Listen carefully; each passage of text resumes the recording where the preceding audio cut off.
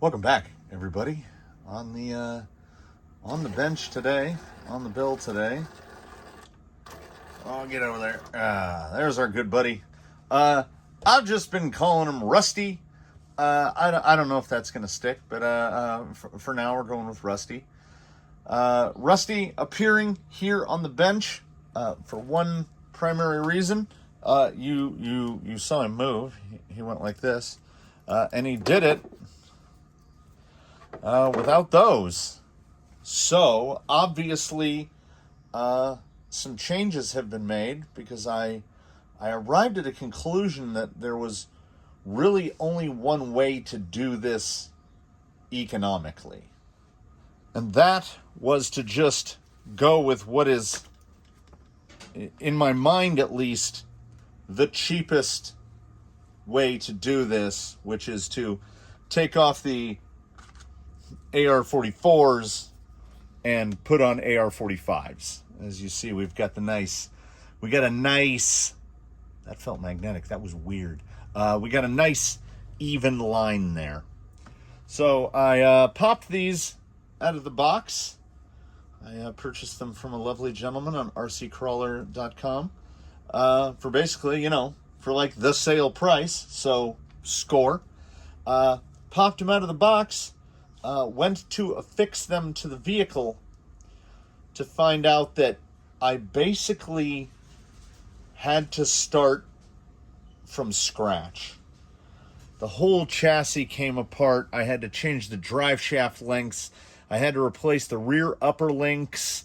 I had to replace the steering link, the panhard link. The panhard is an amalgam of the parts that come with the 10-3 straight axle, the ends, and then I don't know what this link is. I had to change the steer link. But most notably is I really got into the territory of here are parts that were never intended to work with one another. I'm going to zoom in here a little bit so you can see a little more closely. So, as you can probably tell, that's a problem. So if the rig weren't running fenders, no problem. Just space the shock out this way. It would need a massive spacer. I think the Axial runs those big, long hollow balls with like about a 7-8 millimeter offset. But the shock top position is fixed. So if I pivot these out, it's really not going to help. The whole shock has to move over. So what came off, you will notice, okay, the Tekin 35 turn is back in, replacing the 55 turn Hobby Park. The 3915 gearing is out because now that I have a straight drive shaft, I can go back to a 45 tooth spur and a 9-tooth pinion on the 35 turn motor. We've got these guys here. We got 4 of those and the 4 spring cups. Because what I discovered incidentally, I had taken the spring off to see what kind of clearance I was looking at. I have literally bags of these. These are when you buy a set of Desert Lizard shocks, they come with a whole mess of springs. So I have the lightest weight spring, and they just drop right down inside of these element shocks. So I'm running internally sprung elements, and honestly, they look kind of cool. And because I put the lightest in there and didn't mess with the shock oil, it's got a real, like it's got a nice, soft, squishy 70s motion to it. Oh, quiet you. Had to reset endpoints, had to except for the lower links, front and rear, every other link either had to be adjusted or changed. Because with the existing links, the rear pinion angle was terrible, And the front pinion angle now, because of the way the AR-45 puts the panhard mount, the upper link and the panhard mount, the upper link is so short that there's a real lot of pinion angle change through the suspension action. I also found out that the old steering link that I had, I have since gone to a very aggressive curve on the ends, because unbeknownst to me, I wasn't getting anywhere near, like it would stop, like it'll go, okay, so say that's ride height, it would go to about there, and it can go to there. So it was cutting about half of its available compression and droop on this side of the rig because the steer link was binding up so badly. Now, what I will say about the AR-45 is that now the steer link and the panhard bar are really close to the same length. Like really close. Within, I think, 5%. So that's a plus. We will see, as I have driven this around on the floor, but haven't driven it anywhere else, so I don't know what the impact of turning some Ecto stock shocks into internally sprung has done. I spent $100 on axles, which meant I don't have to change any of the rest of the powertrain or drivetrain. So, and as far as I'm concerned, that's saving money. And if you like, I figured this thing's pretty carved up. I should probably take it out. If you've never tried to take one of these out of the TRX4, you basically have to take from about here forward, you have to take all the bolts out of one side of the truck in order to be able to get the front end to open wide enough to pop that out. This is a very sturdily built little guy. But sturdily built, sure. But let's see what it'll do. Like, I have a vague recollection of how it wheeled before. Let us try to get this body on here. Speaking of the body, I have never put an interior in a vehicle that didn't come factory equipped with an interior. So if I want to put an interior inside this pickup, which I do, what I'm asking the denizens of the internet, what's my best option for that? And by best option, read the subtext here, people. Please don't link me to a $100 fully detailed interior with velour seats. Like, I would just like an interior. Like, I don't know if my styrene fabrication skills are up to it, but I'm not ruling out attempting to build something to just get like a driver figure in here. Like, if I could, like, it's the dash. Can I build a dash? I don't know. Can I buy a dash and a bench seat and a steering wheel? I hope so. But it's not something I've ever shopped for before. I'm not a scale guy. Like, this is the most scale thing I have, and it's got body clips sticking out of it. So I would like it to be more scale, but I genuinely don't even know where to start. I do know where to start right now, which is take this thing outside and drive it. Well, it's a day ending in Y, so obviously it's windy. The 35 turn on the 2-speed is brisk.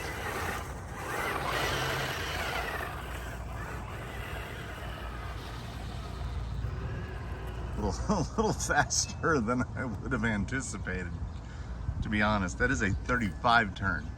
But, you know, you lose that portal gear reduction. So we drop down into first. And proceed to get the steel bumpers stuck on everything. It's got some good control. I do like that Tekin HD motor. So for at least the time being, it's going to be the motor of choice. I did test fit the other wheels with the potentially faux KLRs, and unlike on the AR44s, those wheels do fit the AR45s. So I can go to a proper, these are 3.93, I can go to 4.19s now, but look how good that wheel fits in that back wheel well. Like, this body wants 3.93s.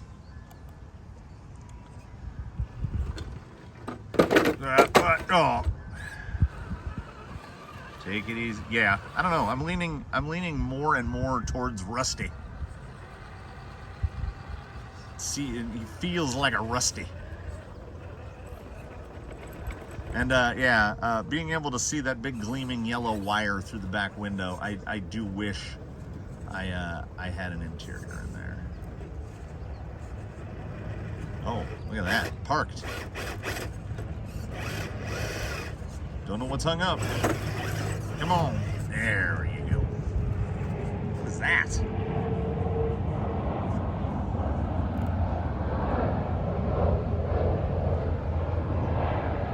Prime Air. At least we know that one will take off again. Over here at the former Air Force Base, which is now mostly just Prime Air. UPS flight, FedEx, they come in here as well. There's a company over there called Unical, UNICAL, and what they do is it's where planes go when they're never going to fly again. So I call them the plane breakers, and they take planes apart. So that's why when I heard a big loud thing coming in, the first assumption around here is always that that's the last flight of something. Something's going to come in and never take off again. But Prime Air will unload at the little Prime Air depot over here, and he will go on his way. Oh, you know what? I'm going to try, oh, you know, I really like that suspension action, and something to be said about the lack of coil spring on the outside. Look at that rear suspension. It's almost like it's calling for leaf springs, isn't it? I said it. I said it. I still haven't ruled out throwing on an Amazon leaf spring kit, but I think first things first. Oh, look at how good those are. Look at, well, I was out of frame for half of it, but look at this little guy go. Oh, yeah, there's a lot of steering angle in those AR-45s. I do not regret that at all. Panhard mount issues aside from that problem, which, you know, may have been a blessing in disguise, oh, shove that steel bumper into the ground. It's amazing how little this thing gets belly hung. And it must, the CG, which, you know, I haven't scaled, the thing isn't remotely done. The CG must be quite low. The TRX4 gearbox puts everything really low. Like, the only thing that sticks up above the top of the fenders is the body mounts. Like, there's nothing even up, and the motor is well down. If I can get through this little gully, we're trying to get rowdy. Just don't have a lot of tire size here. You gotta work smarter, because we don't have the bluster to try to make. Yeah, oh, there we go. And this is Daphne's other line, and it is A, difficult to get to, B, absolutely full of spider webs. Oh, come on, bounty hunters. It's pushing him out. I can get out of that. Nope. No, wait. 2-speed? Nope. We stuck.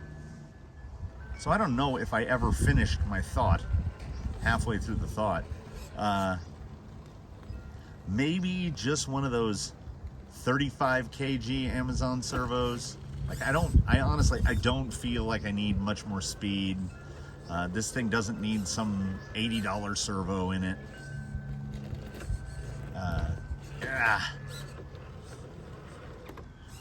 Just watching it wrap spiderwebs around the axles. But that's my worry about going to Leafs. Like I think its handling characteristic is just limited enough. Like you have to be very choosy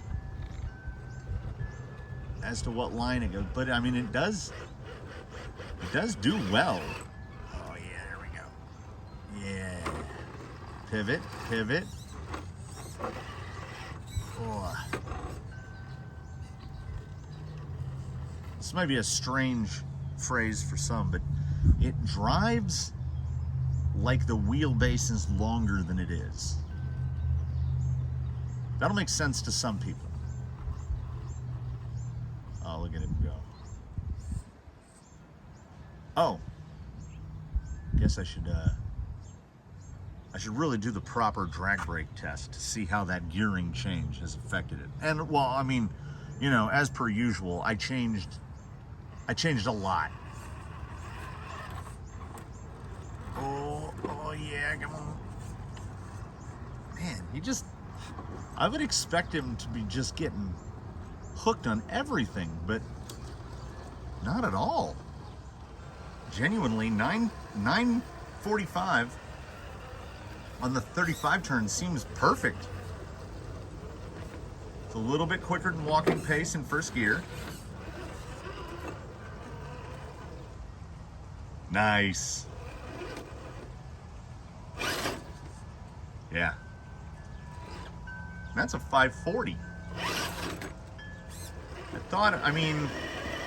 I really like the smoothness of the Tican. And I don't think I want anything more brisk than whatever is the 550 equivalent of a 35 turn. I should print out a chart. I can never remember. But I would like to try one of the in-house 550s if I have something suitably, yeah. Do I want to though, really? I mean, it does not seem to be lacking in torque at all. The Bounty Hunters grip alarmingly well for a very, at least in my mind, scale tire. Like they look like radials. I'm thinking about changing the shackles on the back to something other than red. Pop a color though. That's hung up pretty good. Oh, come on. Nah.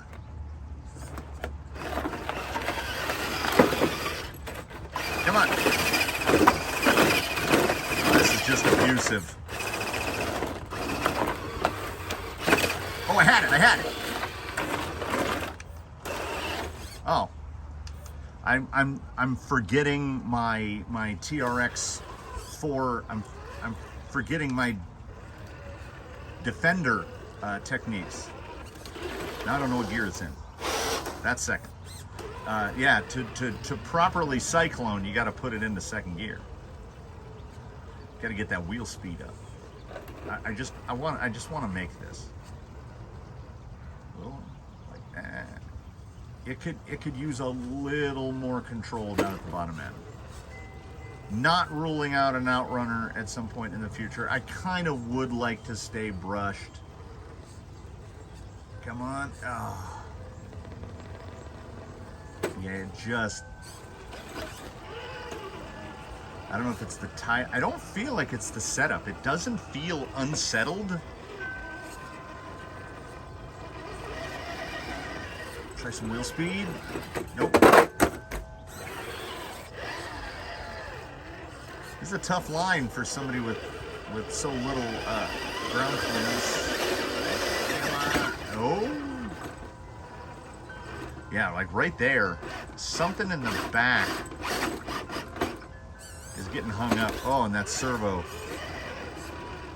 Okay, like I've mentioned before, I'm not a fan, in a crawler, I'm not a fan of the lightning fast servo. I feel like I need to dial them down all the time. But this is like, gotta be like, that's over 020, it feels like. 0.2 of a second one side to the other. I feel like I need more than that. This will feel incomplete if I don't manage to get to the top of this. Slow, slow, slow, slow. Get that other wheel up. Don't cut back yet. No, not yet. Come on. There we go. Feels nice. Feels nice. Feels good, man. Now I'm stuck. Now I'm stuck over here. Oh, I'm really stuck. I can't move at all. The more I wheel it, the more I like this paint job, because the dirtier it gets, I feel like the better it looks. So I still do want to, I think, do something to the front bumper beyond it just being a basically a 4x4 post made of steel. You can definitely see with the body off. I mean, everything in this rig is low. I don't know if I can get the stuff much lower than that. I mean, I guess I could just put the speed control right here. I think I 3D printed a bracket for the 1080. If I can find that bracket, I might move it. Or did I do it because of the cable? I might have done it because of the cable. I don't think there's actually enough cable to reach. I'd have to run an extension. And the speed control itself's not that heavy, so I don't think I'm going to worry about it. I want to put an interior in it. I want to put a better servo in it. But as far as wheelability goes and the overall build goes, like I filled out all those screw holes where there were missing screws. Everything works really good. I'm blown away by the hybrid element lizard, desert elements, enduro lizards. Anyway, they're enduro shocks with, they're element shocks with desert lizard springs on the insides, and I think they work great. The noise of it implies to me the shocks could use a little bit of oil. The fronts are not too bad. You can kind of see that is not, it's not optimum pinion angle.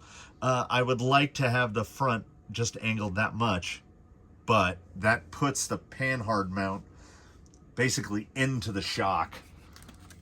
Oh, but the dirt falls out. As it is now, when it's under compression, I gotta take the wheel off again. When it is under compression, the you can see the panhard move in and then out. And I've got it pretty close to the edit. Like I might be able to get half a turn on that, but we'll see. We'll see where it goes. I'm gonna clean this boy up and put him on the shelf. There are other rigs that need to get worked on so that they can make their appearance in the upcoming weekly update video. So I think this guy is coming along fantastically. Somebody tell me where to get an interior. Thanks for watching. Leave a comment below. Subscribe if you haven't. Go back and watch some older videos. I think I hit all the salient points. Thanks again for watching. Have a good one, everybody.